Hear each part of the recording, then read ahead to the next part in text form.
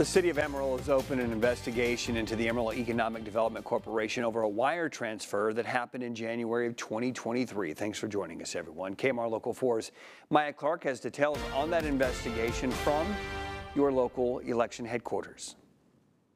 According to the nonprofit, The Range, they are an industry-led organization driving innovation in the beef, dairy, and crop and energy production industries. Kevin Carter, president and CEO of the AEDC and secretary for The Range, says this began when AEDC budgeted $100,000 for the membership dues for the Amarillo Global Food Hub, now known as The Range, in August 2022. Carter says the AEDC requested $100,000 in their budget for The Range, and that budget was approved by the Amarillo City Council in September of 2022. However, Carter says the cost to cover membership dues for 3 years ended up being $750,000, and on January 20th, 2023, Carter says he requested the additional money from the City of Amarillo, and that request was approved the same day. We had done the initial study for The Range and felt like that it was very important, the work that they were going to do, and so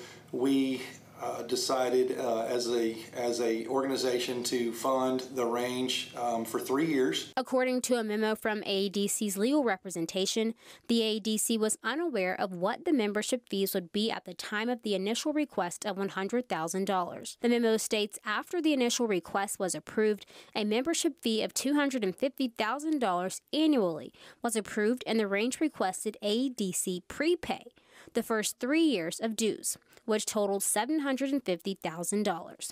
According to the brief, AEDC used leftover funds from the marketing and project support expenditures to complete payment without requesting additional money from the city. Carter says the AEDC does not have access to their funds directly.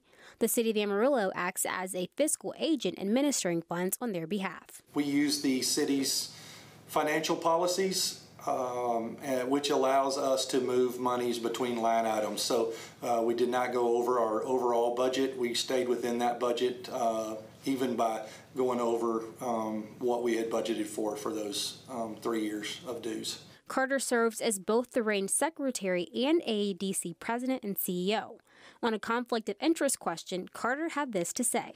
We are members of several organizations that are 501c6 membership organizations, so as well as many city officials. And so with the way a 501c6 is structured, where the people serving on those boards get no financial benefit by serving on those boards, community leaders and city leaders throughout the state serve on various boards that they're members of. The City of Amarillo confirmed to us via email they have opened an investigation, saying in part, quote, "While the City of Amarillo serves as the fiscal agent for the AEDC, it is important to note that the AEDC operates independently from the City of Amarillo. The city is currently investigating the specifics of this matter, but as this is an ongoing investigation, we are not at liberty to provide a comment at this time." In Amarillo, Maya Clark, KMR Local 4 News. Mayor Cole Stanley is a member of both the current and previous councils. He responded to our request for comment as well, saying in part, quote, "The staff and council are reviewing all documents and are committed to completing our due diligence on this issue to ensure that we fulfill our fiduciary responsibility to the law. We hope to know more next week."